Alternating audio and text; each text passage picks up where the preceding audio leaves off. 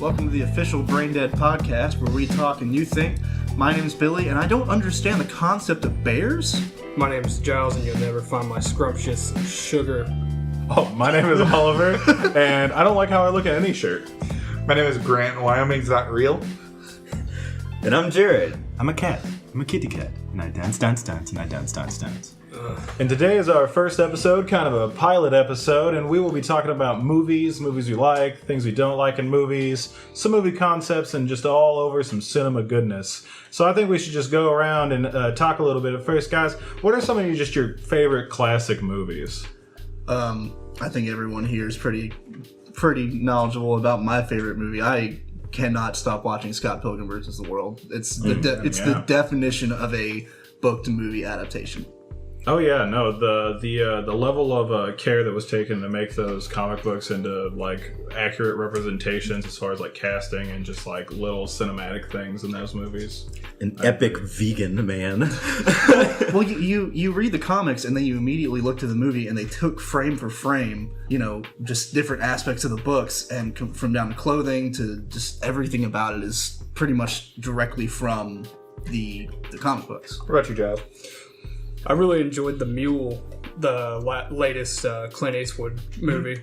Nice little self-contained story. Pretty sad. I think with Clint Eastwood, a lot of his movies do good just as standalone on their own. You don't need anything extra. It's impressive that he can still act and direct at his age. Yeah. Is that a movie where he's like a drug runner? Yeah. Oh yeah, no. Yeah, it just came out last year. I still haven't gotten a chance to see it yet. In the trailer, he does like a bit about how he's bringing home pecans and he's talking smack about his daughter. Yeah, that's a good one. A favorite movie of mine, personally, that I'll watch over and over again is the movie Tropic Thunder. It's overall a wonderful comedy.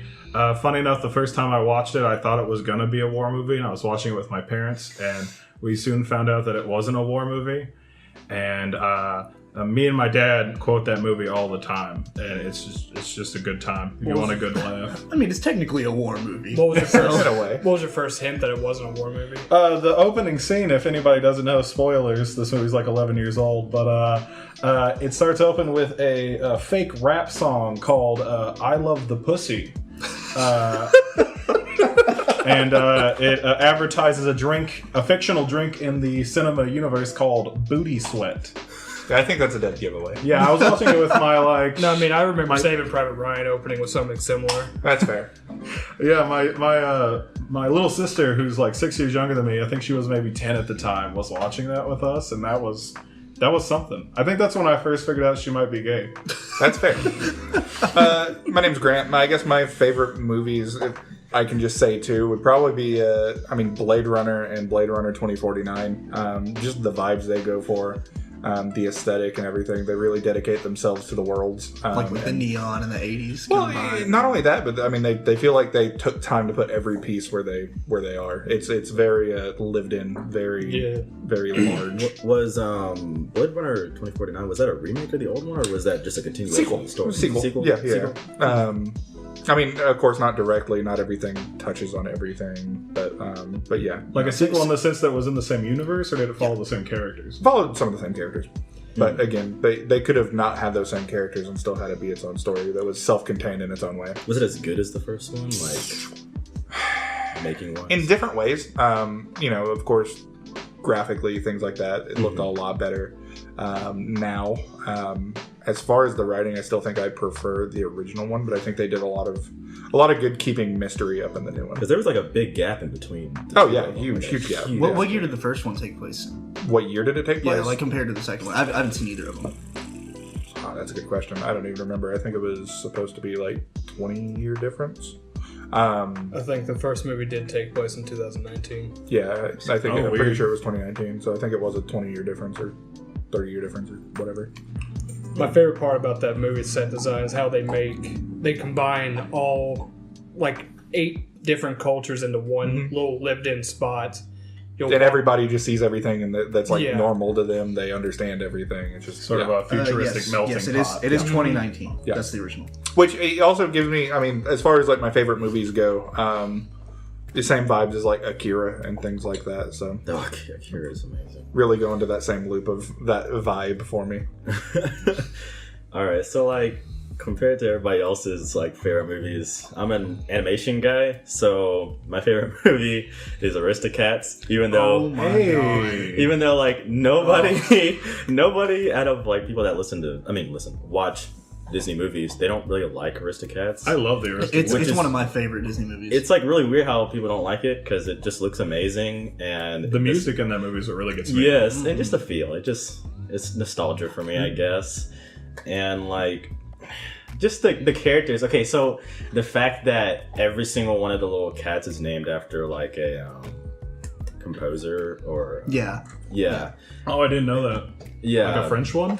Because aren't their names French? I know. Yeah, and like Berlioz and stuff. Berlioz. If I get a cat, Toulouse is the orange cat. And Marie, and like I don't know if Marie is named after one, but like it's just such a nice movie, and they have like little subplots like with the two dogs inside the barn or whatever it is, and they're just always like shitting on each other, and like and then like the butler's going in and doing all that stuff. It's just a happy movie, good movie, and also Fox and the Hound is really good as well. So both of those really really like take my top spots. So I can't really like make one. Yeah, I mean those are both like animation wise alone are just great movies. Yeah, same era. I mean, look at Aristocats I've never actually seen at all. That's one of the few Disney ones, that and Song of the South. But Song of the South, I haven't seen that one yet. I mean, that one's racist. So yeah, that one's very racist. Song of the South, a Disney movie? Yes, Yeah. it's what Splash Mountain's based off of. So I just found that the kittens are I actually wouldn't named say after it's a bunch like of... I've never been to blatantly Splash racist as much as it's just based around It's aged. It's based around a slave doing a caricature telling stories about animals. It's antique racist. It seems very minstrel showy. Like. Well, if you walked into an antique store and you saw a little porcelain doll of a black woman that was very exaggerated, Asian mind, that is how that movie feels. But again, it's of its age, I guess. So actually, I just found like all three of the kittens in the Aristocats are just named after like one of them is a French composer, one of them is a French artist, and then doesn't specify, but it is another like some sort of artist. So they all are named after French. I knew like that was one of the facts of it, but yeah, I'm an animation guy. I love animated movies. That's my thing. I don't know if anyone has seen Fox and the Hound 2, but don't waste your time because it's garbage. I feel like that's the case with any sequel to an animated Disney movie. Well, the sequels to Disney movies that go to DVD are bad. Krunk's New Groove was not bad. That one was not bad. Lion King 2 was not that bad. No, are you talking about 2.5? Well, no, just 2. Did you see 2.5 though? That's 1.5. Or 1.5, Well, whatever. I thought it was a 2.5. It's 1.5. No, it's called 1.5, but and that's in America. In other countries, it's Lion King 3. But that's the one with like Timon and Pumbaa. Did you Did you see the TV show that they did for Lion King like a couple years ago? Lion Guard? Yeah, Lion Guard. Where it's like the new generation. It's this weird animation style. Oh yeah, no, it's Hank. I mean, it was like between 2D and 3D animation style. The Generation Z lions out here doing their hipster stuff. I think that was Disney trying to kind of bridge between when they were saying like we're done doing 2D, but like still wanted to keep their people on. Maybe. I mean, that's my idea. It could have also outsourced that to a Korean studio and said, I just thought it was weird when lions started eating avocado on toast and killing the napkin industry. Yeah. Wearing their AirPods in their waves. Don't forget They shut down Sears. Don't forget they killed did. Blockbuster in that movie. So since we're talking about your favorite genre with animation, I figured we could go ahead and move into that now. Like, you know, we've talked about favorite movies. What's everyone's like favorite genre or genres of movies? So if we're going to keep in the same order, I guess mine, I'm usually a fan of like sci-fi, and I also like animation a lot, but just like 80s movies and sci-fi has just always caught my attention because it's always been so creative. Is animation its own genre? Yeah, I would consider it. There's subgenres. Obviously there's like action animation, but as a whole, animation is considered its own. It's like a big broad. Yeah, it's a broad genre. Yeah, it's animation, live action, and then the genres under it. You know, I feel that. I mean, I feel like if I had to, I couldn't nail down a genre. As emo as it sounds, I just like any movie that can make me feel something. That's fair. Like a sad emotion specifically? Like, either sad, like proud, like even some Marvel movies do it for me. Like specifically the Spider-Verse. Like that movie so much Speaking because of great animation. Yeah, because of just that whole like resurrection scene of like, he's claimed the title and he owns it is, and then there's other moments in other movies that make me just feel bad, like specifically Black Klansman, the way they ended that movie. I won't spoil it for anyone who hasn't seen it, but the end of that movie hits you with a gut punch, especially if you see it in a packed theater. Yep. Oh yeah, no. What about Cool Cat Saves the Kids? We'll try and avoid spoilers for anyone, but just a heads Unless up, the movie's really spoilers. old. Like if we were to talk about the plot of Aristocats and you got mad, I don't know what to tell you. Yeah, I don't really care at that point. but like movies like Spider-Verse and The Mule and that are more recent, we'll avoid any major spoilers. Yeah. So no, I'm definitely on the boat for if the movie has a strong emotional pull. I'm all about that. A lot of movies for me, a lot of movies that do that for me hit me in weird places. Like speaking on the Spider-Verse thing, I think the weirdest hit of emotion I got in Spider-Verse was actually Peter Parker's storyline in that movie. And I won't get too into it. The Peter B. Parker. Yeah. Peter Parker. Peter B. Parker's story, where he just kind of talks about, for not to spoil anything, he talks about burnout, and it just really hit home with me personally. And so movies do that for me in a weird way. But I'd say if I had to pick a genre, I mean, I enjoy a movie that can make me laugh, that's like clever with its comedy, like Hot Fuzz technically isn't a comedy, but Hot Fuzz makes me laugh a lot. Mm-hmm. And Shaun of the Dead is a really good, just Amy Schumer's Trainwreck. Yeah, funny enough, Jared. No, that's funnier than that movie. I still kind of want to see that new Amy Schumer movie. I'm okay. I don't know if I'm supposed to hate her like Amy Schumer, because I don't feel a need to hate her. But like, not Amy Schumer's movie, Rebel Wilson. Okay, yeah. I mean, they're the same. They're the same. They both can be funny, but in my opinion, they're very just flat. It's the same thing all the way through in the nothing movies. Personality-wise against Rebel Wilson. I don't like her comedy, but like personality-wise with Amy Schumer, she's a right cunt. Fair enough. I mean, he's not wrong. There's your hot take. But here's my hot take of the day. That's the hottest take Wilson. that's lukewarm. Rebel Wilson's comedy is basically the same as Melissa McCarthy's. Yeah, again, it's like I have nothing. Big against woman the person, fall over. Though. Yeah, it'd be funny. That's literally what it is. It's so impolite for a woman to fart, and she did that. Yeah, exactly. So I'm not really a fan. They're not of like it. other women. Yeah, but Melissa McCarthy was in that spy movie, which was like really good. That had like Jason Statham and stuff in it. You talking about the one that just came out? No, it was like a while ago. Widows? No, it's just called Spy. Never seen it, but again, if I saw Melissa McCarthy on it, did you say Melissa? No, it's not a Jason Statham movie, but he's in the movie. You said Spy with Melissa McCarthy. Yeah, it's so funny. If I saw her on it, I probably was not into it, but. Came out like 4 years ago, I think. Yeah. As far as my favorite genre, going along with Billy's kind of 80s sci-fi aesthetic, kind of the neon vibe, as well as, creature features, horror films. Of course, I can never get enough Godzilla. I'm gay for that big lizard.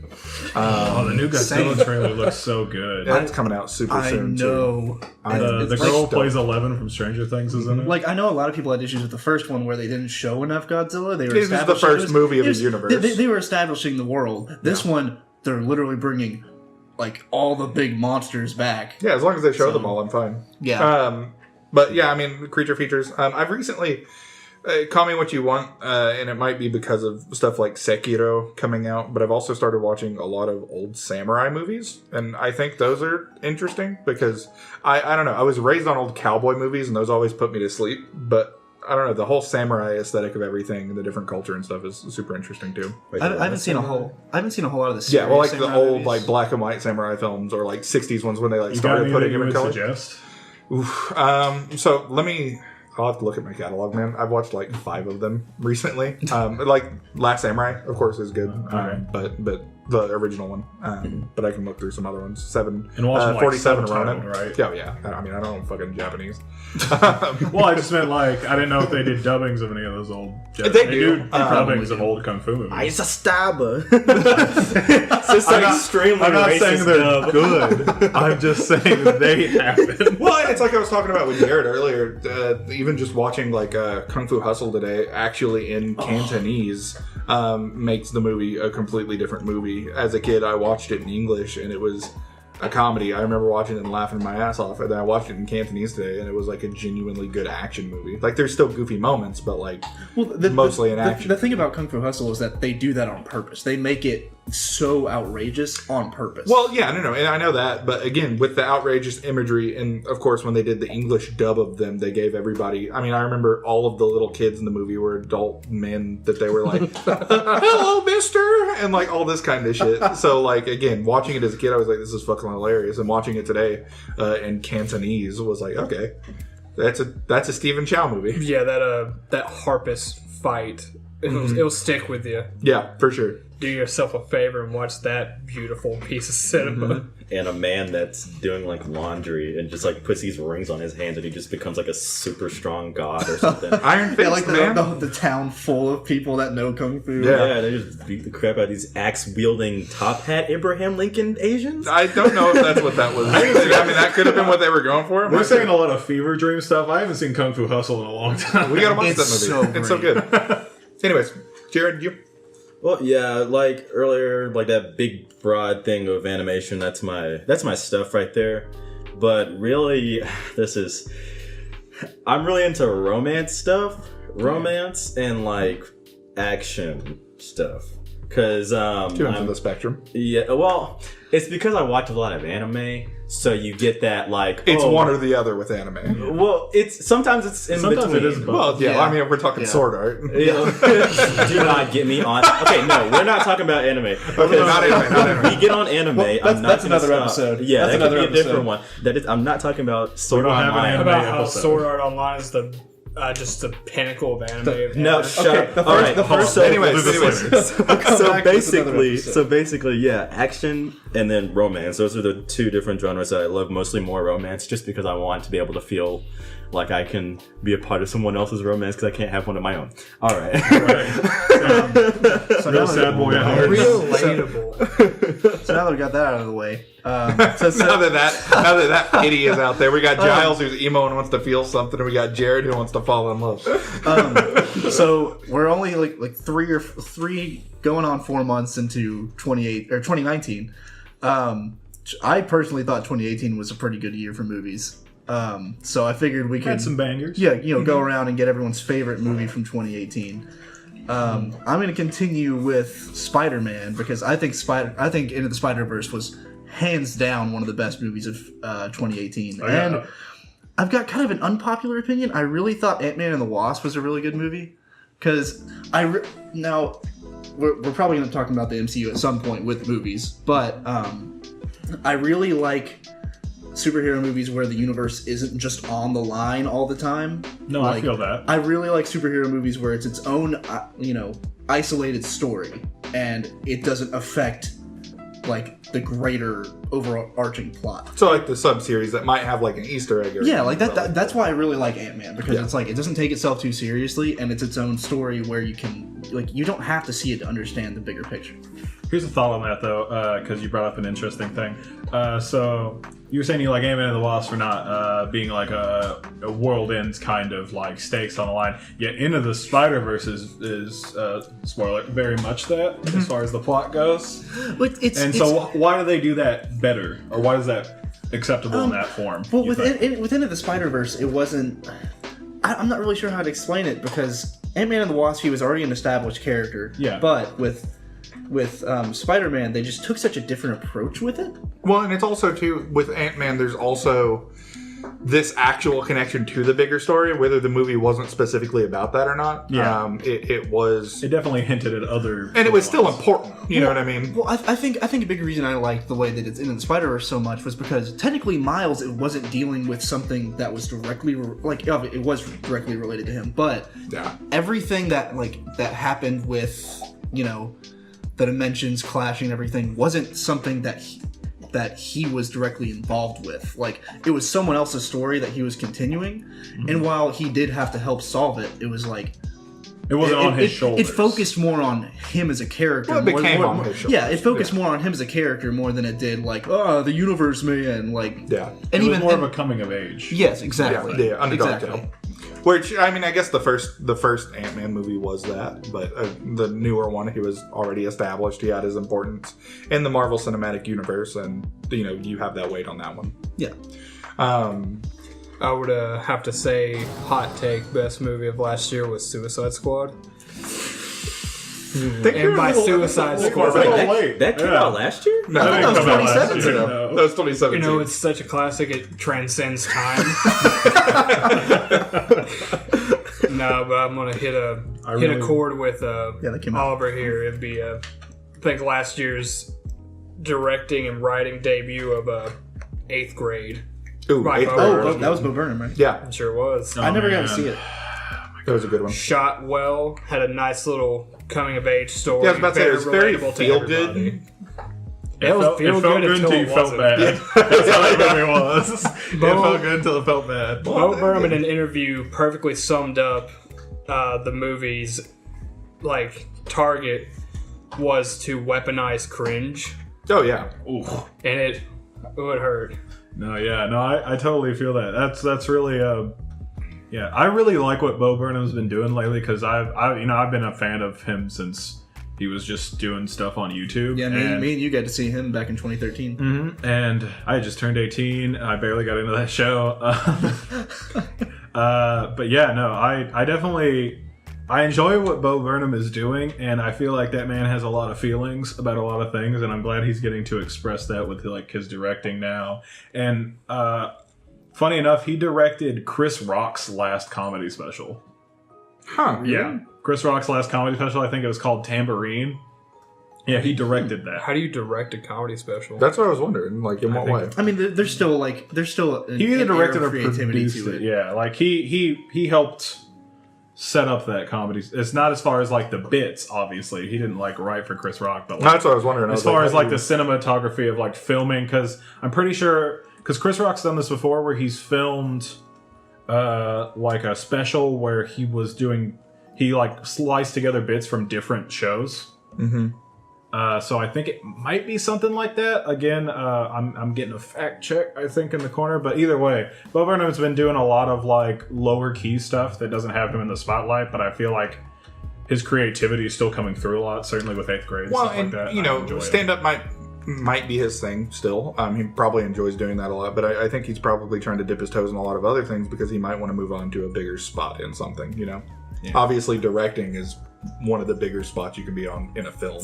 And I feel like, so how Bo Burnham started on YouTube and stuff like that, and then he kind of grew from there. Yeah, I feel like he's the only YouTube star that actually went to do what he wants to do. You could say that with Bo Burnham. Of course, there's like him or hate him, Justin Bieber. He's one of the few, certainly. But I wouldn't count Justin Bieber because he didn't grow fame just from YouTube. Well, and what I mean is he got picked up by Drake and then all that stuff happened.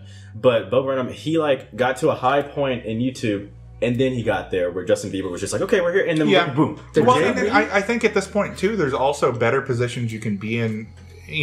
Say what you want about YouTube's current state, but there's tons of people out there Drew Gooden, Curtis Connor, Eddie Bruback, a ton of people out there right now that are doing YouTube skits, doing podcasts, and they do stand up and they do some open mics, but YouTube is kind of where they can do their real stuff right now. Because I guess what I mean is Bo Burnham doesn't have to rely on his YouTube channel anymore. Well, that's what I'm saying. At the time he was on YouTube, you really couldn't, though. You know what I mean? In the current state of YouTube, you kind of can.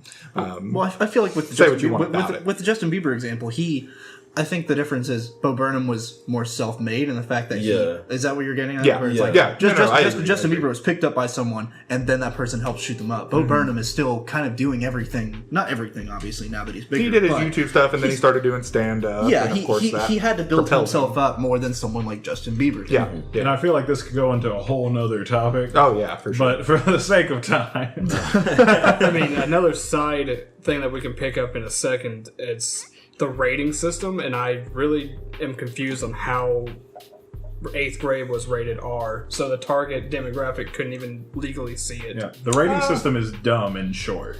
In general, for all movies.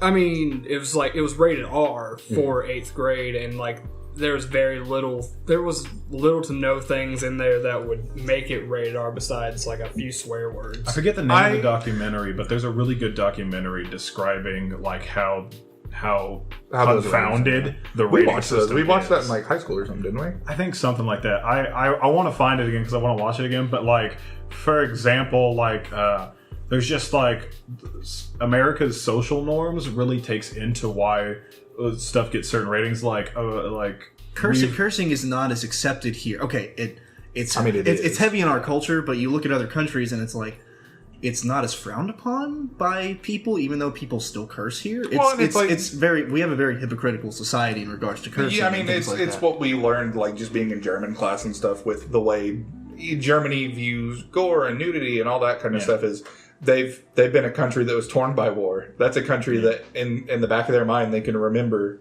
dead bodies. You know what I mean? They can remember things like that. So culture norm, they're a lot more lenient on. As opposed to us, we've never had anything that severe throughout our entire country. Yeah. And from what I understand, speaking of that cultural norm stuff, the whole violence thing is kind of like more accepted for us for whatever reason. There's also I might get some hard opinions one way or the other with who people feel about this show, but the show.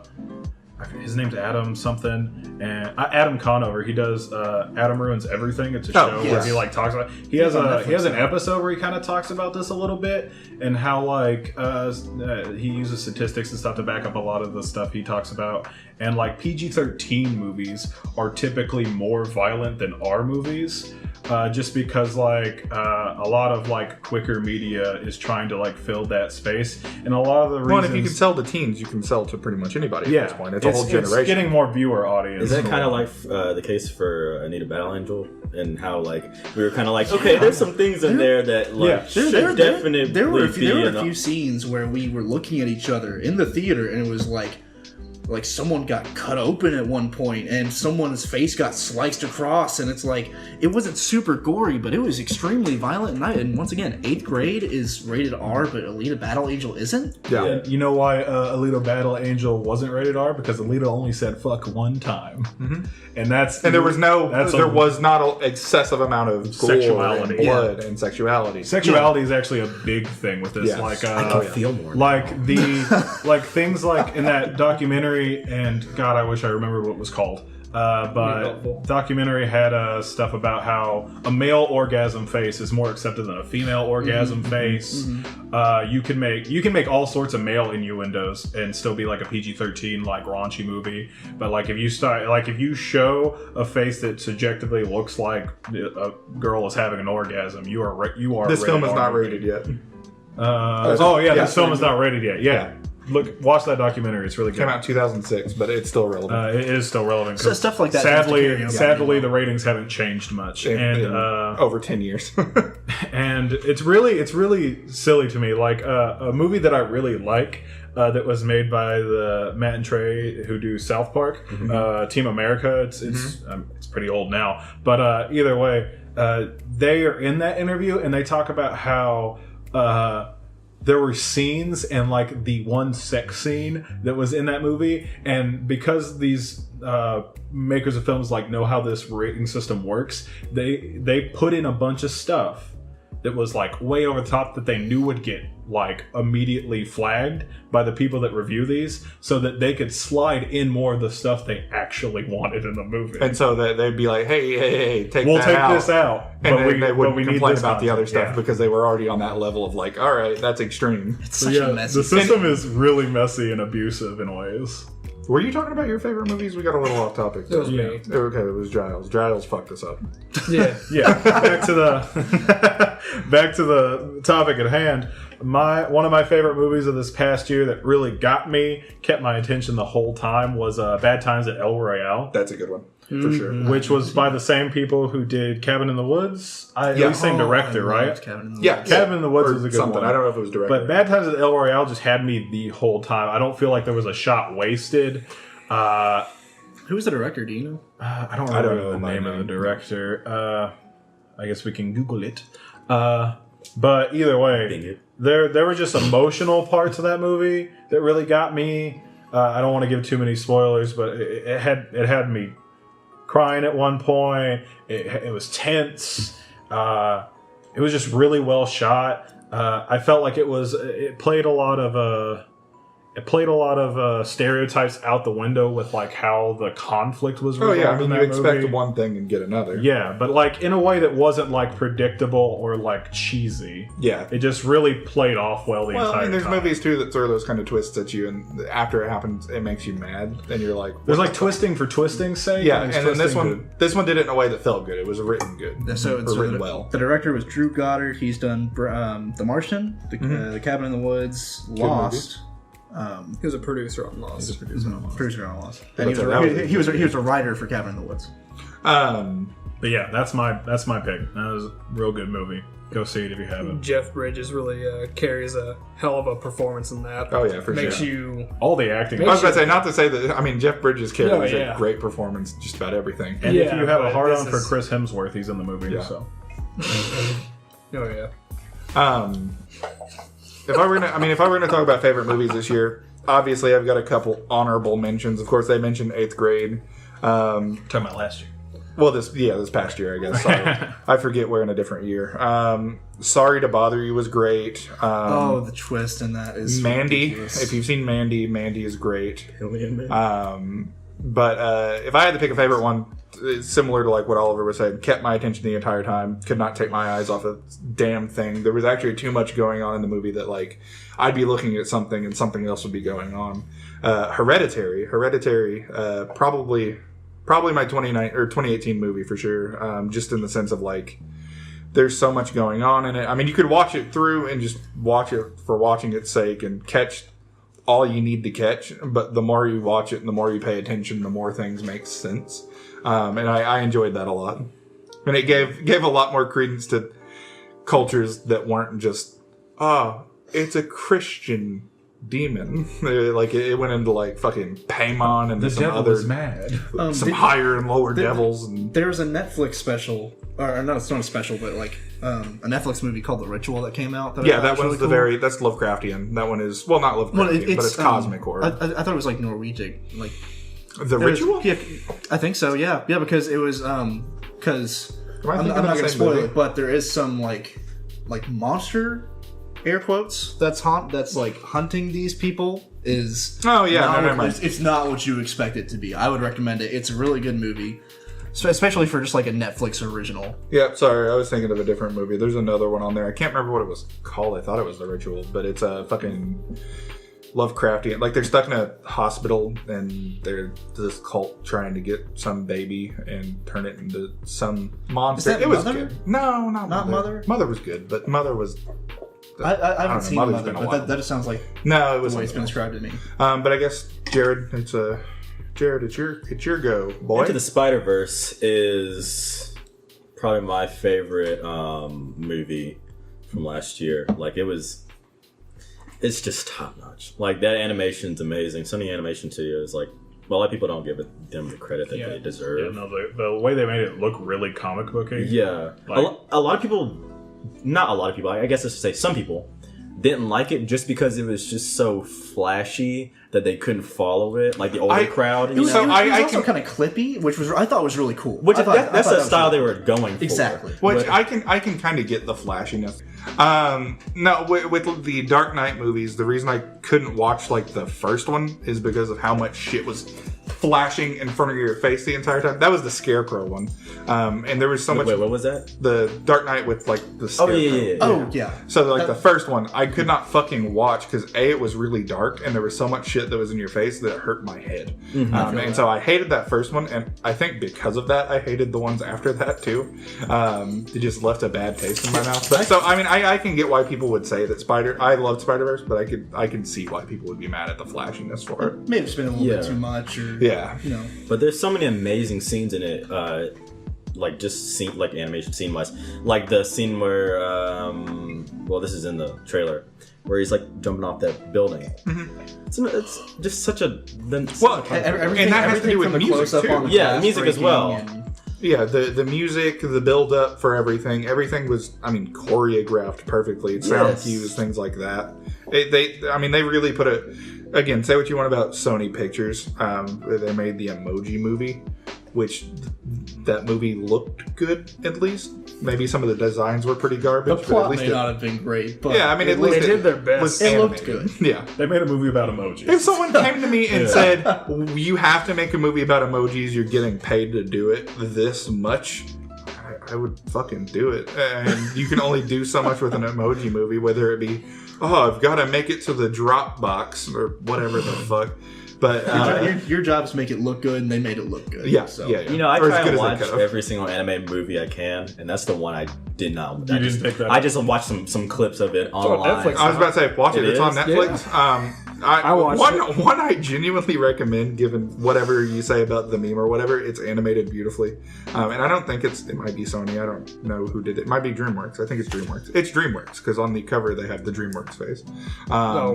It is Boss Baby. Boss Baby, oh yeah. That's actually just a good movie in general. I honestly thought it was very underrated. Mean what you want about it. I've never seen Boss Baby. Is Boss Baby I legitimately actually good? recommend watching it. It's a very wholesome movie. Yeah, I mean, if you're looking for a pretty good animated movie, turn off your adult brain and turn that movie on. And it's fine. Your adult brain. Well, I mean, like, it's fucking... if Shrek came out in theaters for the first time right now, would you go out to see it?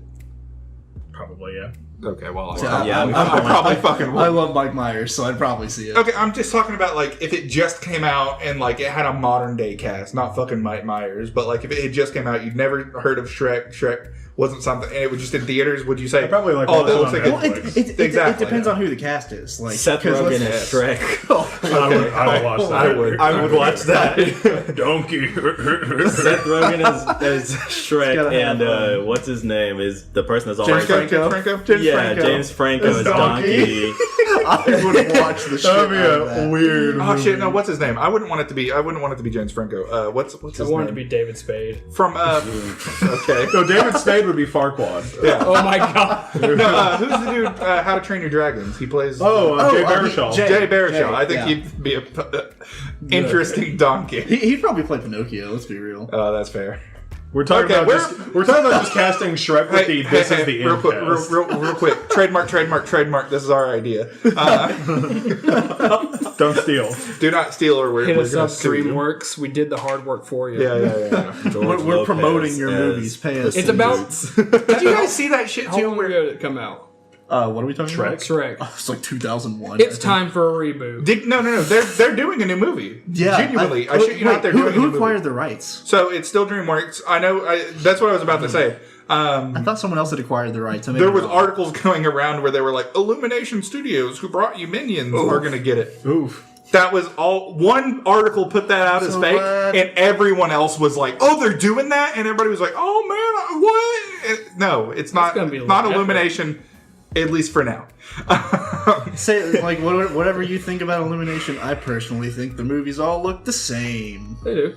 Is Well, is that your hot take? Because I think everybody. You said say what you want. I think everybody. I just don't think That's their your movies are lukewarm take. like they all the comedy is the exact same. Yeah, like fucking of course. I mean, it's either Minions and they all look the same, or it's a Dr. Seuss in which all of them look the same. No. But like you go back and look at movies like Horton Hears a Who, and like as compared to The Grinch that just came out, and there is a distinguishable difference, at least in my opinion, between the two.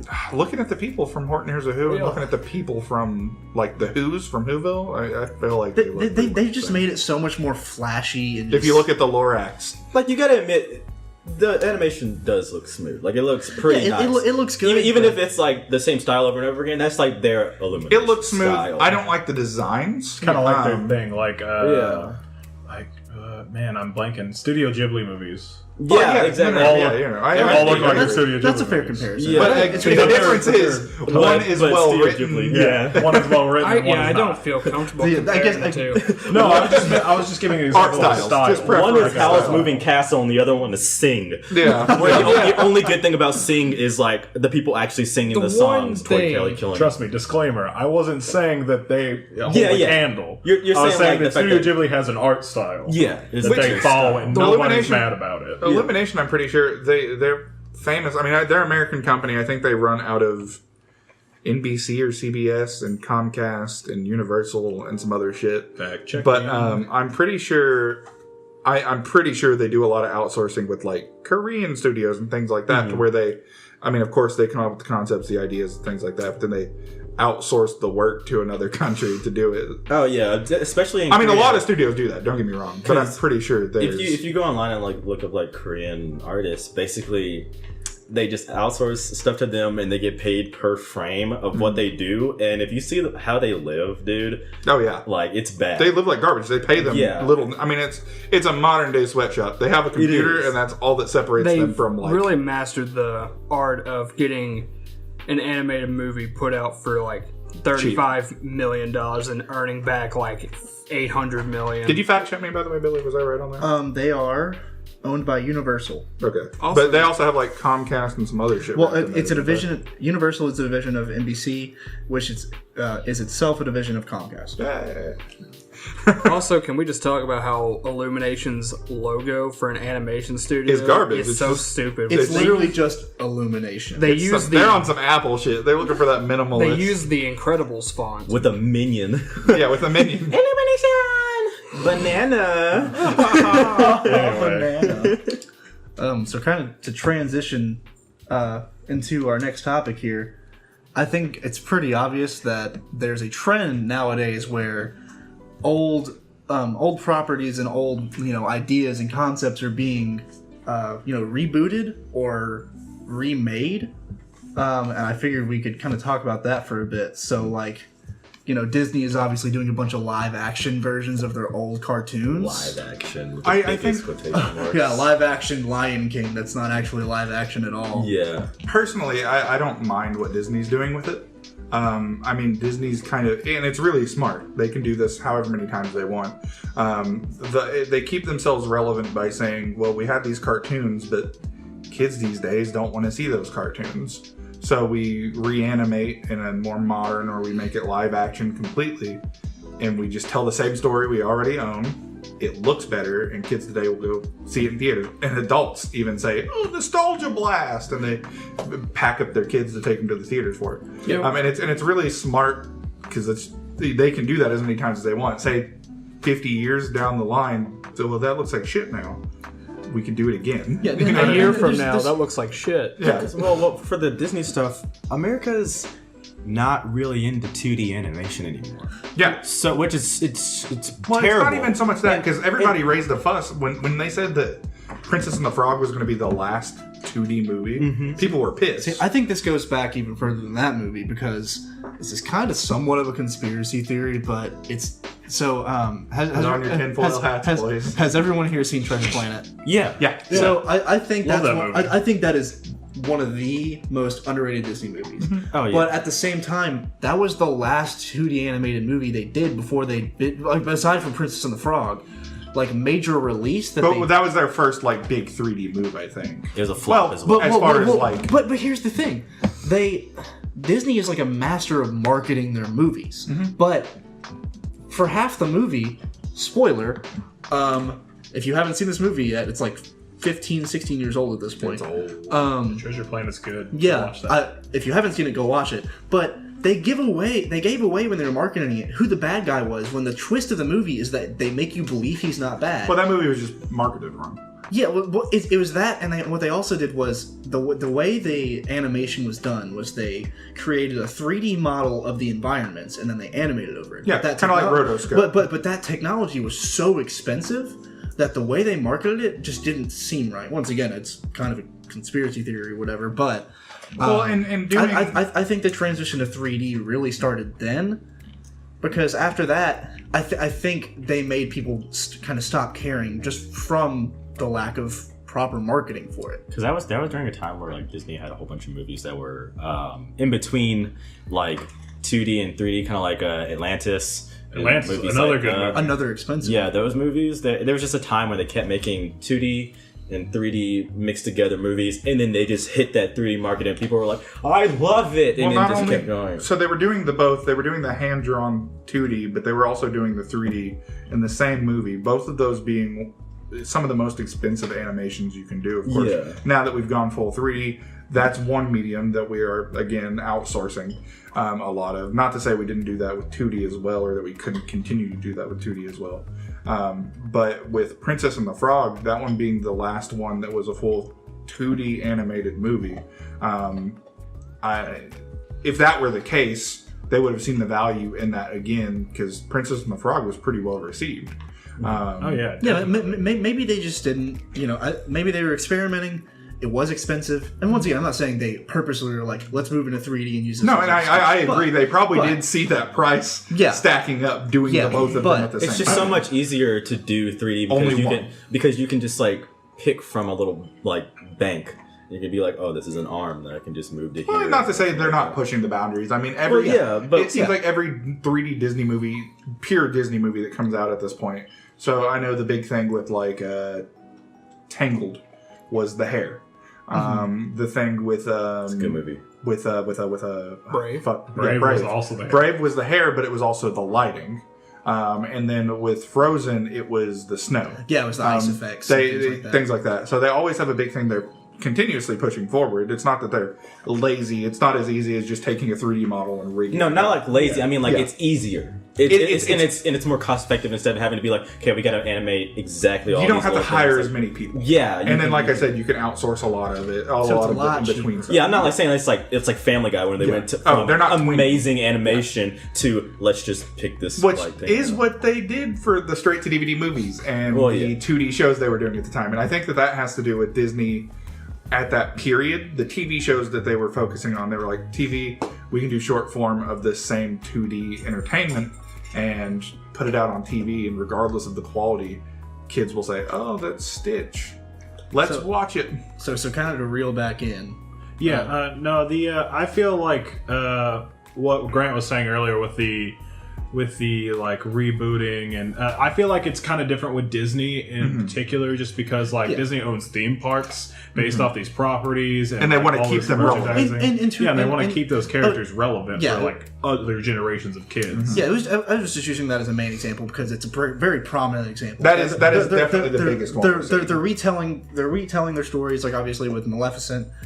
Of course, comic books have done a similar thing. Comic books always do it, but comic book movies even with just TV shows that were, I mean, you have shitty superheroes, in my opinion. Again, not a big Marvel guy, cinematic or television wise, where they're like, we'll give them a whole Netflix series, or we'll give them all this stuff. Whereas, like, I mean, we used to have an Incredible Hulk TV show. Nobody gives a shit about that now except for Lou Ferrigno. A lot of that medium is hit or miss, I feel like. I agree. More of where I'm coming from is you look at movies like, whether you like it or not, I think it was Jupiter Ascending.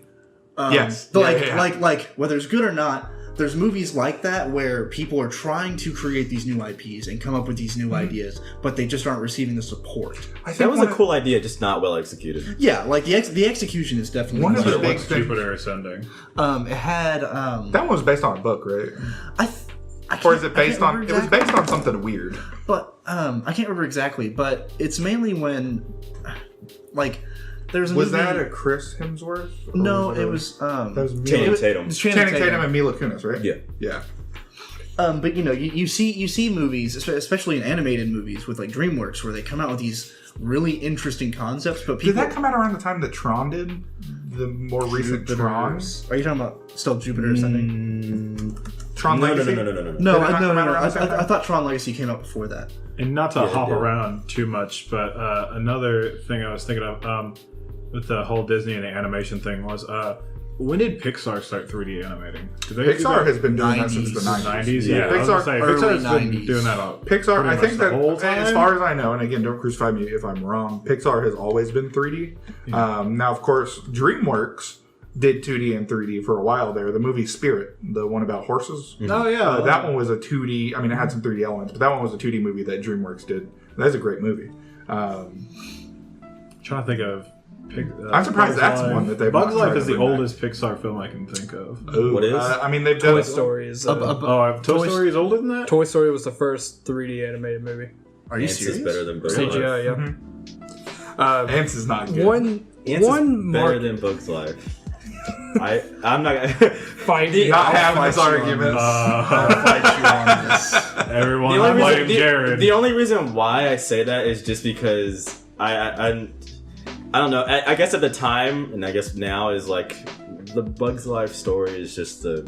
It's pretty cookie cutter. Yeah, it's not kind of interesting like Ants. Is Ants interesting? It kind of is. Kind of. It's pretty fucking dark. It's pretty brutal. Yeah. Yeah, I mean, it's more of an adult-oriented movie, but I'd still.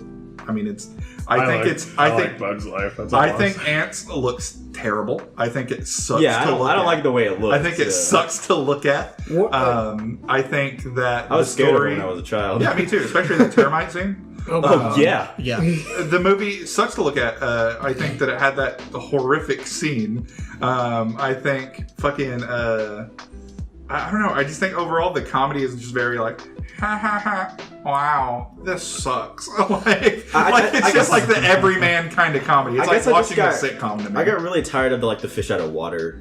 That's what that movie is. Feel. That's what Ants is about. Not completely. I mean, it's like the cookie cutter type. Ants is the B movie, but with ants.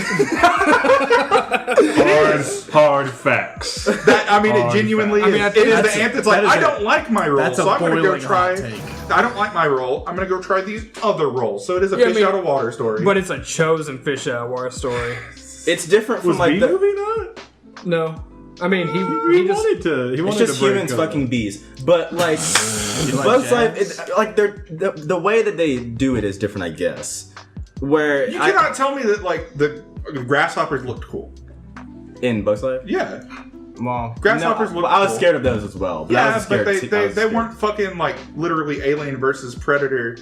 Fucking acid spitting, but that's giants. Cool. It's cool, but it's scary. It's kind of like it's kind of like Curse of County I'm Dog. the one that said I love horror movies, and that was just shit as a kid. But I think we should remake Ants with the guy who did the makeup effects for the thing. I need a live action. I guess for me, it's just like Ants is just a little bit more interesting. John Carpenter's Ants. Yeah. Ants is just more interesting. It's the same thing, but it's kind of just because it's like a little bit more of like a more serious adult, not super serious, but you know what I mean. Like just not Bugs Life, but it's like yeah. Did Ants open up with an animated short about an old man playing chess with himself? With himself. All right. Anyway, so on the reboot thing, what's one that comes to mind that's not a Disney property? I'm just trying to think off the top of my head. Well, like you said, rehashing ideas. Of course, Star Wars is a horse. Teenage Mutant Ninja Turtles. Teenage Mutant Transformers. Those do well though. They do well, but so does the Beauty good. and the Beast. Well, to be fair, this idea kind of transcends the movie idea because you can see it in video games. And you can see it in everything, books, whatever. I mean, it's literature. How many different authors have done a Dracula story, or even just the classic monsters? It's not necessarily that as much as it's we're being resold our youth, right? It's not them being that's hey, what Disney this would be cool if we're that doing is what this. Disney is doing. I think there's a difference between being, hey, it'd be cool to see this remade today, compared to people are going to buy this. Let's just fucking remake it. Even back to it now, I guess kind of back to Illumination for a second. they're doing like the opposite of what Disney's doing. Disney said, remember those cartoons? We're going to do them quote unquote live action. Illumination said, remember the live action Grinch? We're going to animate it. But to be fair, that was also based off animation. So. Well, that's what I'm saying. It's rehashing the same story. You know what? Interesting topic. I have a few movies I would like to see Disney do live action. Like old Disney movies? 3 specific one that comes to mind is The Hunchback. That one, okay, I don't think they will. I don't know because that would be unsettling. It is It would be. kind of racist. What part? I mean, Gypsies. Gypsies. I mean, the whole thing. The whole don't make them a certain race. That's what I'm saying, but that is kind of where that story is. Yeah, it's Still, interesting story. That would be a very dark one, though. They Very could do dark it. They one. could do it. It would just you would need to be careful. It'd require reworking. Good soundtrack. Think Yes. it'd be really cool remastered. The other 2 I had in mind were Atlantis and Treasure Planet. Okay, Atlantis and Atlantis- Treasure Planet I can see. The only thing about Hunchback is just the animated one is it doesn't need that real one just because it's too perfect.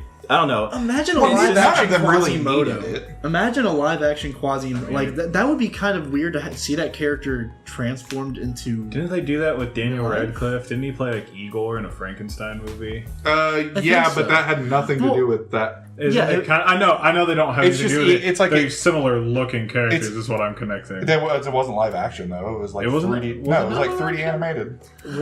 I just think called I think Igor. I think with My bad. Quasimodo his like his dimensions are a little off, and it would be weird to put that into a live action movie for kids. It might be Is it good. really for kids though? It might be These good. other ones- It's technically a kids movie. I mean, it was marketed to kids when it came out.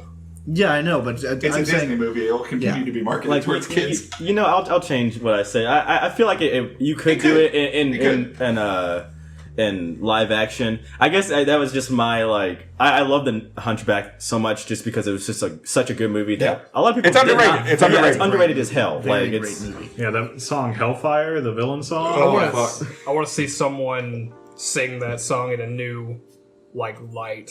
I just want to see them take like Chris Hemsworth and put his pretty face on a As ugly, a frumpy Phoebus? little body. Oh, you. He's the Hunchback. Well, they would take someone that's like a traditionally handsome actor and make they would Him make ugly. they would make him like kind of No. ugly. I could totally see Chris Hemsworth being Phoebus. Kind of like that Phoebus. movie A Star Is Born, where they're like, "Oh, Lady Gaga is just an average-looking girl, And she's so with a frumpy beautiful and- voice." It's like, yeah, Okay, so I'm glad I saw that movie and was pleasantly surprised. Star is Born.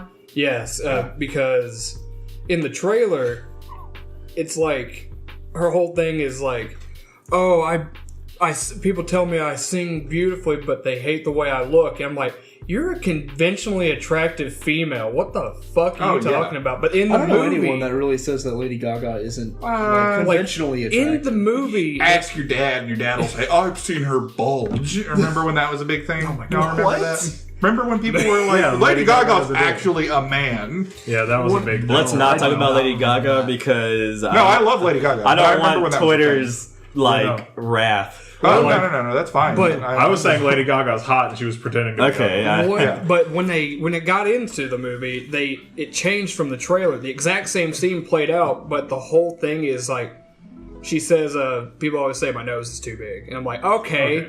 No, I think, in my opinion, I just had no interest in seeing it. Now, of course, you being a film student, I get why you just want to kind of see things, and you also have your Yeah, passes. it was also just like, I wasn't planning on seeing it, but I was over at a friend's house, and they were like, hey, you want to Watch see this? this movie? I'm like, yeah, sure. Yeah, Why not? I just have no interest in those kind of movies. I've seen a lot of movies because I have the.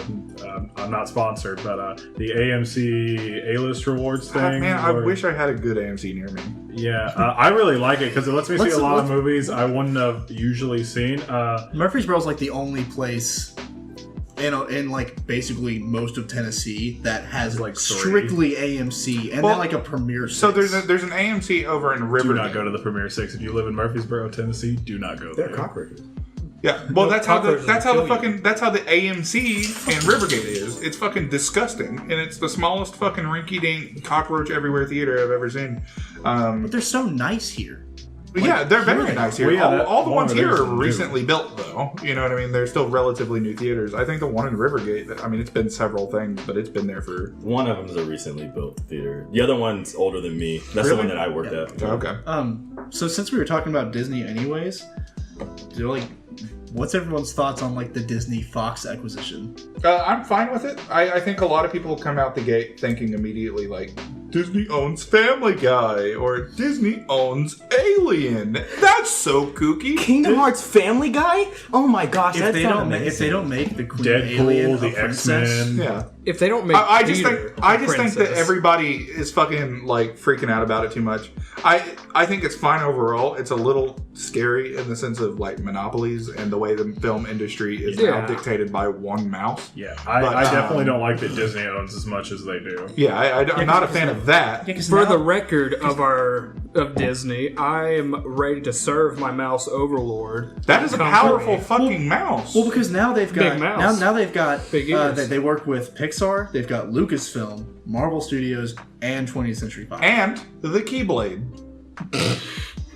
No, I am kind of excited because I think I'm one of the few people in this room that kind of just genuinely enjoys where the Marvel Cinematic Universe is at this moment. That they can do X-Men movies now that aren't run by Fox. no, I think that's a good. I think that's good. I think it's good that like they can now piece those together with what's going on. I mean, the X-Men is like prominent. The Marvel. problem with that I might have is if at this point they have to reboot the entire X-Men universe. Oh, they certainly will for And the most part. I'm not excited to see. I'm not excited to see a Wolverine movie where it's Wolverine versus his brother or someone who has claws. I'm not excited to see Storm versus Storm. I don't know how this Dark Phoenix movie is going to work out. It Considering looks fucking lame to me. Yeah. To me, It's- I don't like. they've told superhero this movies story a anymore. bunch of times. I just don't know how it's going to work with this acquisition because is this just going to be the last? I think it is X-Men the movie last. I under think that is. iteration I of think them? that's where they're. I have a lot of choppy knowledge on a lot of comic books, Same. and I've been learning more in the recent years. But that I am excited to see what they do with the Dark Phoenix movie. Not because I think it'll necessarily be really good, but that span of X-Men comics is really messed up, and I want to see what happens. I don't exactly like the actress they got, and I'll be the first to admit I'm not a big fan of just like seeing her face. I don't even know Who is who that it actress? Look at that It's actress. not Who plays Brie Jean Larson, Grey?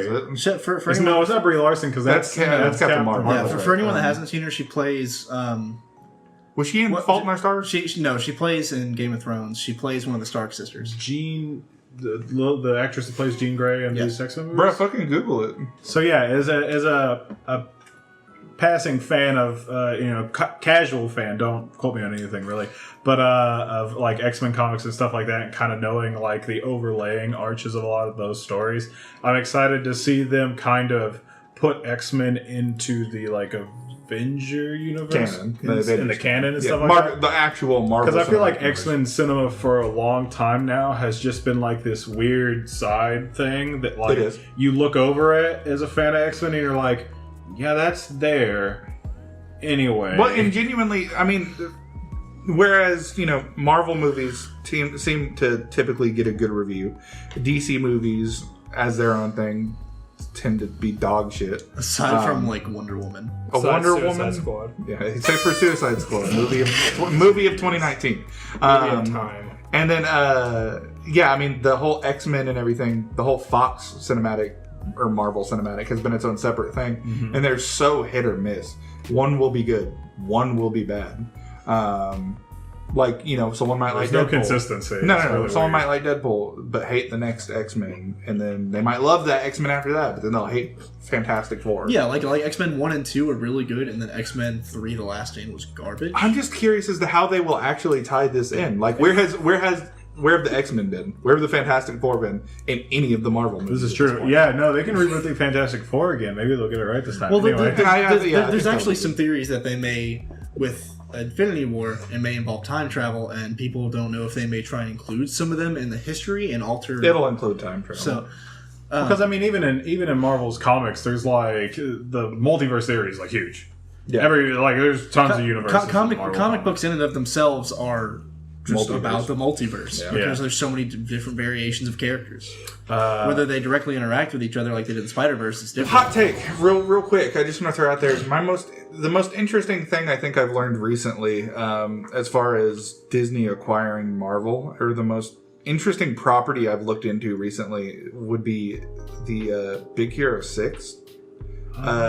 Say what you want about that movie; it's a decent movie. As long as it has Fall Out Boy in it. San Francisco. Well, it's different. It's an interesting setting. But I did a little digging recently. It's been rebooted several times. Isn't it a Marvel thing? Yeah, that's what I'm saying. Yeah, Big Hero 6 is Marvel. It's been rebooted several times, comic book wise, with like different people in it. Well, that kind of happens. Well, that happens, but it's been done in such a weird way. Like comic books, for example, if we're talking like the original one, Baymax is a gangster robot, like mafia robot, that is the guardian of Hero, who is this boy genius that is like chaotic good, I guess. All right, weird. And his power, I mean, aside from being strong and smart, is he can turn into a dragon. Hero? No, Baymax. The robot can turn into a dragon. That's wicked. And he has the brain of Hero's father. And, like, some of them were villains. It's kind of like a Suicide Squad-y thing that they got together to whatever. And Fred actually turns in... Okay, so he doesn't turn into a kaiju. For my JoJo fans out there, he essentially has a stand that is a kaiju. Like, he has, like, this spirit that fights for him. That is, like, a big thing. Like... Looking into it, Big Hero 6 is fucking all over the place, and they've tried to reboot it a couple times. They tried to do it in like the late 2000s, before actually getting acquired by Disney, where Disney was like, fuck it, we're making like our own thing, we're rebranding them. And I don't even know if they belong to Marvel anymore. Yeah, I'm reading the original story for Big Hero 6, and it's kind of dark. No, it's real fucking dark. Like, the only reason Hero even gets involved is because the Japanese government's making a big shock, kind of like the Avengers, you know, a team. Yeah, they're making their own team of superhumans. Yeah, and he wasn't going to join until his mom was kidnapped by this thing called the Everwraith, which it says is, quote, the astral embodiment of all those killed in the 1945 nuclear attacks on Hiroshima and Nagasaki. He is a samurai man that embodies all the people that died during that nuke. All right, what a wild world. What I can say is that, as again having a passing knowledge of a lot of comic books, there's stuff like that with every property. That is crazy, and I love that. Wait, is Go-Go still inside there? Go-Go is still there. I think she was one of the ones that was a villain, though.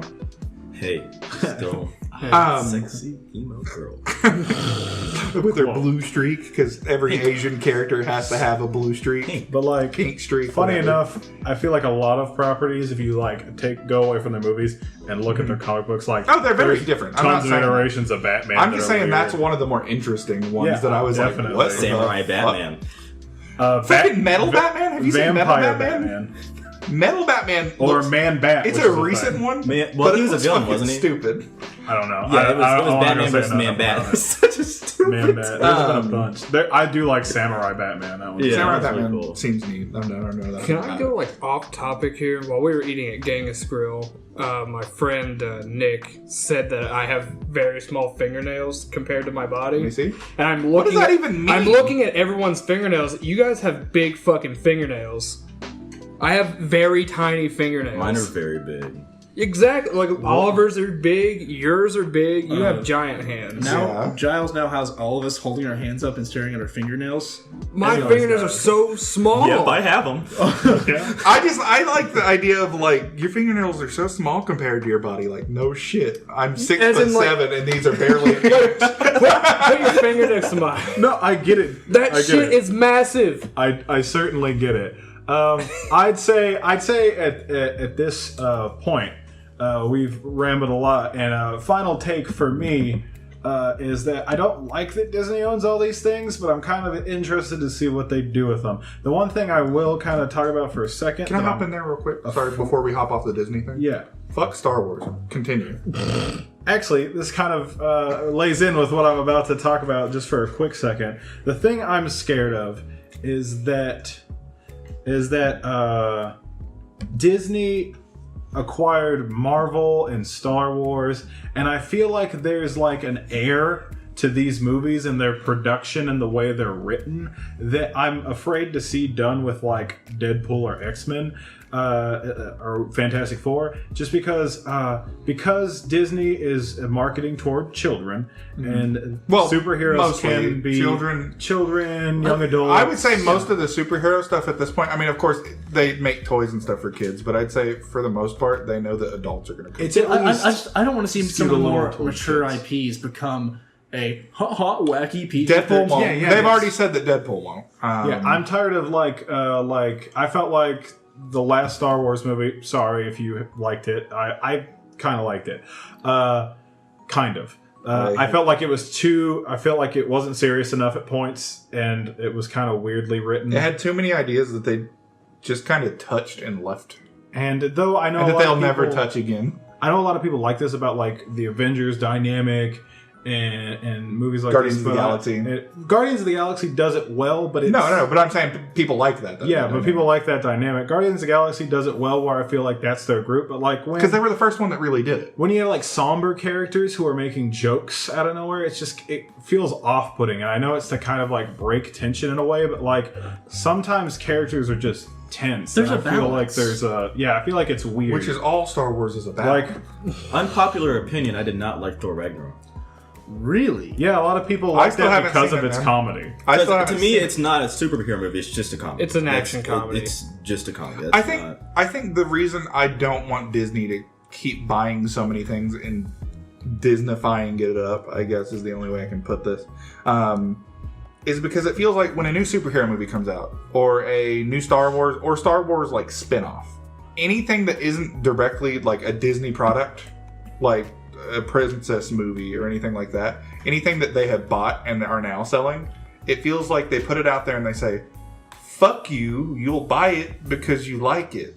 Like, you like Star Wars, so you're gonna see this, idiot. Like, or you like superhero if you liked episode 8 or not, you're gonna see episode 9. You're gonna see it. Yeah. You know what I mean? Yeah. Or like the same thing with Marvel movies. You want to see how this ends. You know Infinity War is coming, so we'll make whatever movie we want, and you'll say, I have to see it because it ties in. Yeah, like the build-up for Captain Marvel for me was a little disappointing. And again, I might be wrong. I obviously don't know. But I feel like this is at least partly Disney's doing. Oh, definitely. Disney controls it. So, like... Well, Disney is what does the marketing and everything like that. And, like, I mean, like, at the end of the day, the people that, like, run Disney, you know, like, have a say in, like, that can be in this movie, that can't be in this movie. That kind of stuff. I kind of really don't like the whole concept of universe stuff. I mean, it's cool and stuff, but... I also like movies that can just be standalone movies. Yeah, like El Royale doesn't tie into anything. Because, like, you know, with the DC stuff where they're trying to make a DC universe. They've been trying that for so long, and because they keep fucking up is the reason I can't. But I like the fact that, like, all the like standalone DC movies, like the Batmans and stuff, they're just so good by themselves. They don't need to be like, oh, but Wonder Woman's doing this in this side of the world, so he can't do this in this side. You know, I don't like. Well, now the Batman standalone movies aren't canon to this universe. Yeah, so they're segregated on their own thing. Yeah. All right. Now have a little interesting next topic. We're gonna kind of talk about some movie ideas. Our friend Grant here. I don't know what your Twitter handle is. The Moonbeam. Yeah, it should be just that, right? The Moonbeam. Yes. I mean, I know your name on here for a while was a jug of Arizona Arnold Palmer, but I don't think that's your handle. Is this Grant's account? No, that's what it is now. Is this Grant's account? By the way, it's the_Moonbeam. By the way, the most annoying name you've ever had as a Twitter. Yeah, what was that? Is this Grant's account? Because I feel like it's Twitter always asking me. Yeah. Like I did it like because I've always had dumbass names on there, and because people be like, "Is this your account?" Yeah. Every time I get a notification from your Twitter, it's like is this Grant's account? And I'm thinking, like, verify this guy's identity. I need you to tell me this is your friend. I'm gonna pull up some of these. Yeah, but I have some ideas that Grant was ranting about one day. So these are movie ideas. Well, some of them are movie ideas. Some of them are video games. Some of them are sitcoms. I get really bored at work. And just sometimes stare at my cubicle and say, "What if this was a thing that was put out there?" I'm gonna read these. Some are bad and some as are they're good. written. I'm gonna read these as they're written. And we got a film student here. We're just gonna talk about what we think about this movie. Maybe talk about casting, if we think this movie could be done, what kind of production it would have, stuff like that. So our first idea here is a movie about a giant, like 15 feet tall, trans man who's trying to hit the dating scene. But the most common question they keep asking him is, how big is your dick? So, Hot one, right off the top. So immediately the rating is R. Right? Yeah. Well, or like the rating- adult. no. Okay, so, and this is what I imagine. I think there's several people that need brought back into the spotlight of these kind of movies. I think it's a romantic comedy. I think the giant is played by... now, of course, I'm open to ideas. I'm not in the trans LGBT community, and I would preferably have whoever plays the giant be genuinely trans. But off the top of my head, off thinking, if I had to pick out a name right now, Dane Cook is playing the giant. See, I imagine Jack Black. We're going to pull Dane Cook from wherever he's at. From wherever he is. Probably heaven. He might Some be. sort of heaven. Some sort of heaven. But we're pulling him His from shocker. that. And I imagine... Again, it's a trans man, female to male, hasn't gotten a surgery to, and speaking from someone who doesn't know how this process works, does not have a dong. Yeah, no offense. No offense, don't know how this works. DM me if you want to explain it. Does not have a dong. So, of course, when they're, doing this, like, jumping table to table blind date thing, in their 15 fucking feet, the only question they're being asked is like, oh, how big is your dick? And I think that would fucking suck. And I'm sure that is something that goes on within the trans community, like, already. But I think being taller would probably affect that more. So that's why it's giant. So he's like a 15-foot person, or they're a 15-foot person in like a normal world? No. This is fantasy. So this is like D&D type of high fantasy. Oh, neat. Okay. What do you think of that, Giles? I mean, I think right off the bat, I don't think it's long enough for a feature. I think it's well, this is just like a scene. This is just like a scene in it. Yes. Of a larger movie. Yes. This is just like a scene from it. So it's like the movie like Super 8, where it's just a bunch of like... Maybe Super 8's the wrong movie I'm thinking of. Super 8's not the movie I'm thinking Fantastic Four. No, it's I'm trying to think of one of these films that's... It's like a... So here's what I'm thinking. Movie it's okay opens to up. laugh, Jared. Movie I see opens you up. over there. Movie opens up, and it is said giant getting kicked out of their village because the village doesn't agree with their transitioning. So of course they go to, I don't know, off the top of my head, being a D&D boy, somewhere like Waterdeep, a bigger society that is much more inclusive and chill with that kind of stuff. And they get there, and not only are they having to deal with like, oh shit, now people accept me, but like, I'm looking for love. I think this could be a standalone instead of a scene, because I think it would be a weird one-off. Well, yeah, Could derail the story a little bit. Well, I think a standalone, maybe an hour. Cut it down as much as you can. Black Mirror episode. Okay, like Goosebumps. Yeah. I think we could definitely get it to film festivals specifically for the LGBTQ community, because they exist. So yeah. If you want to commit murder, like suicide, just go to Sundance. Yeah, I think spend all check your that for money Sundance. there. Get kicked out by a feature. I think that'd be fine. All right. What's another one? Next hot topic. I really enjoy the concept of this one myself, and it doesn't get any less out there. Real quick, he's reading these off, and I don't remember. I only remembered one of them.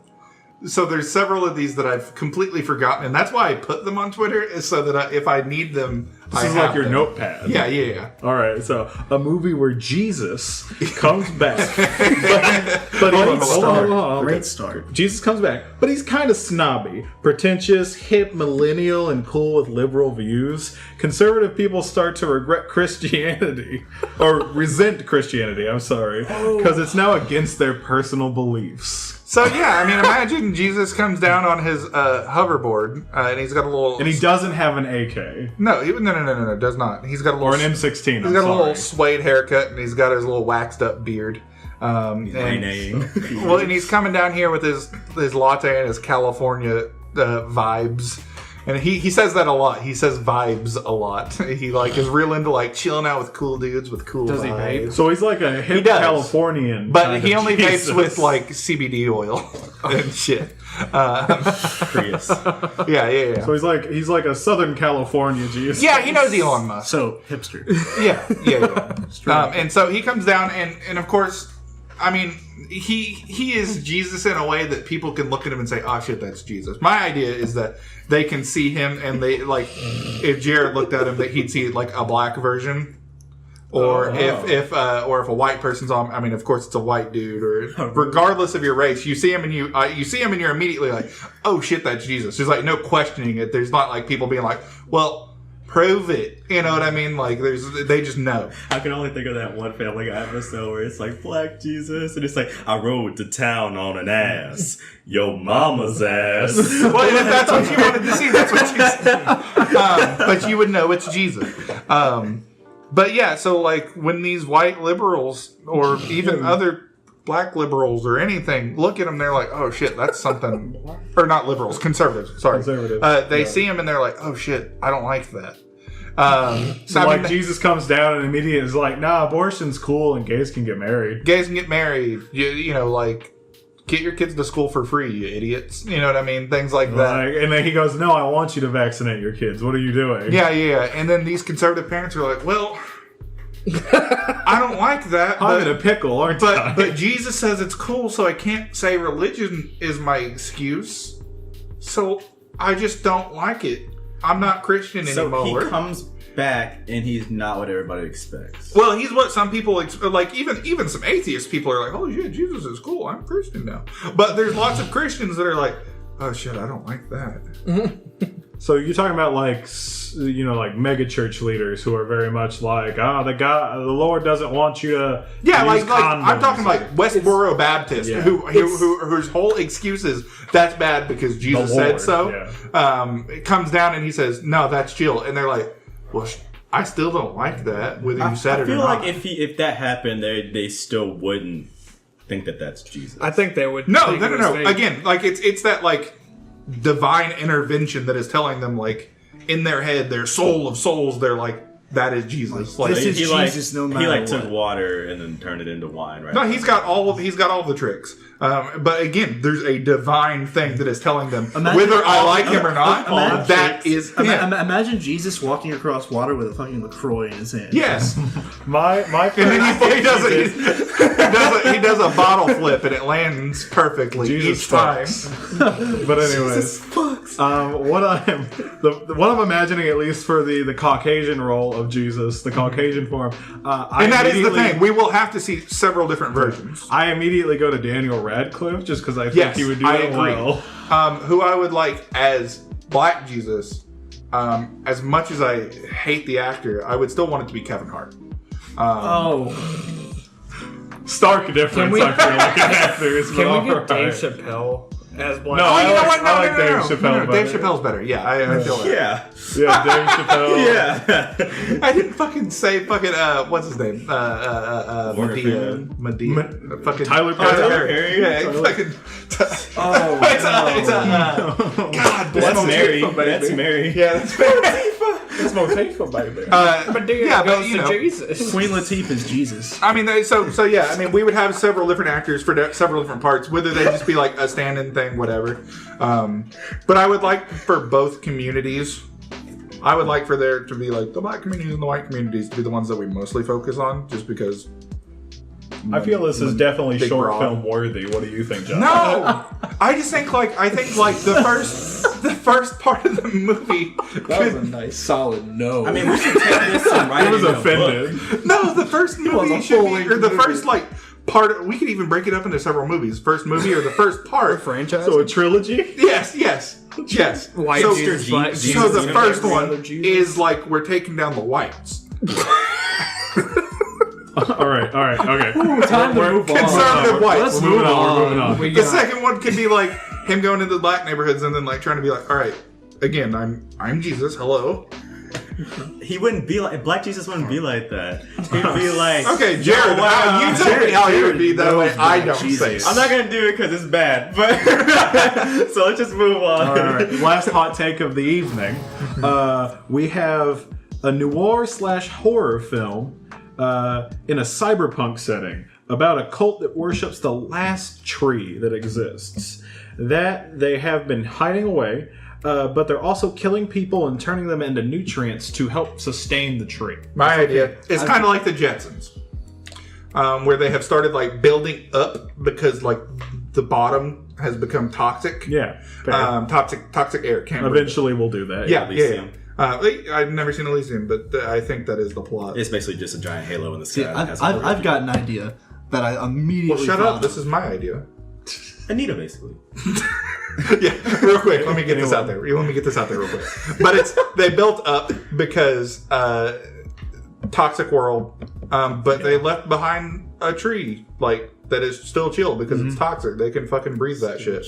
And So it's like way down there. It's way down there, and it's like hidden, but it's not like if people fucking went down there, they'd see it. Find it, But yeah. they choose to ignore its existence. So it's like a rather large tree. yeah, it's a big tree. It's feeding, and so it's being fed. Haha, we'll figure out.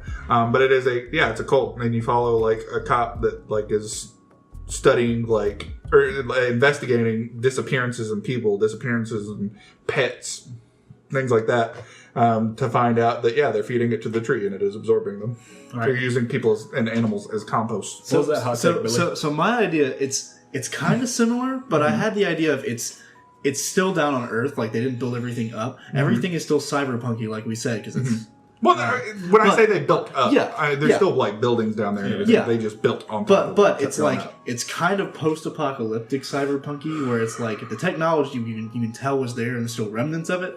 I imagine this is more like a B-list movie, and my idea for the lead immediately was Nicolas Cage. First off, I'm offended that you would say it's a B-list. No. When I say B-list, I mean in the terms of production and things like that. Like Nicolas Cage started a film recently. I don't remember what the name of it was. Mandy. Yeah.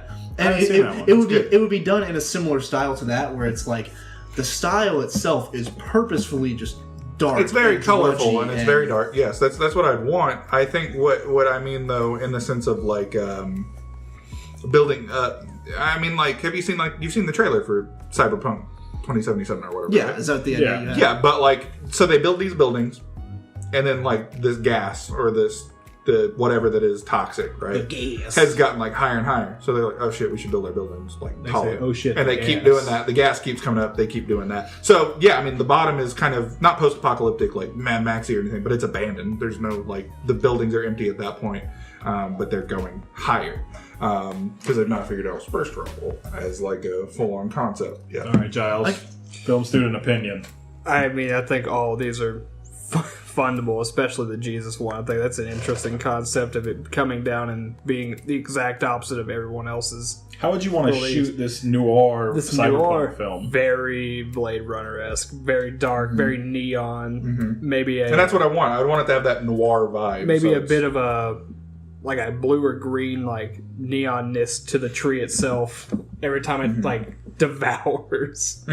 And so a, is this cult like sacrifice. religious in some way? Do they believe the tree has power? So they believe that the tree is their path to salvation. That the tree itself So will it is kind of if they- slightly religious. Yeah, slightly religious. It's more the idea that if they keep feeding this tree, the tree will eventually bear fruit that they can use to plant more trees and bring back that bottom world. So it's like the fish from Metro Exodus once you get to like the heathens on a bridge. I've not played Metro Exodus. Okay. I've played all the other ones, Yeah, but not they're- Exodus yet. But I guess, similar. Yeah, it's I mean, like a fish that they feed people to, and that's like their religion. Like, So kind of, is it Dagon? Do they call it Dagon? That'd be a cool thing. Video games will have to be another day, gentlemen. Yeah, I'm just wondering. Anyways, but yeah, no. So they're trying to get these trees to revive the lower world and make it a Garden of Eden, a paradise. All right. Okay. Thank you for listening to the Brain Dead podcast. If you've got any ideas, you feel more than welcome to send them to us at our email at braindeadpodcastofficial@gmail.com. We've also got a Twitter that we'll be setting up. It's just Brain Dead Podcast. Or if you would like to follow me, once again, my name is Billy. You can follow me at Peter McBillies on Twitter. My name is Giles. You can follow me at TyDeGuide, TYDEHGY. My name is Oliver, and you can follow me at Officer Beebe. That's BEEBE. The 30 is silent. And then Grant, you can follow me at _Moonbean. That's BEAN. N is in Nicholas. Don't put an M in there, otherwise I'll kill you. Not even in Moon. And my name is Jared. You can follow me on Twitter at Mello Marthello. It's just Mello, no spaces, Marthello, MARTHELLO. Thank you guys for listening.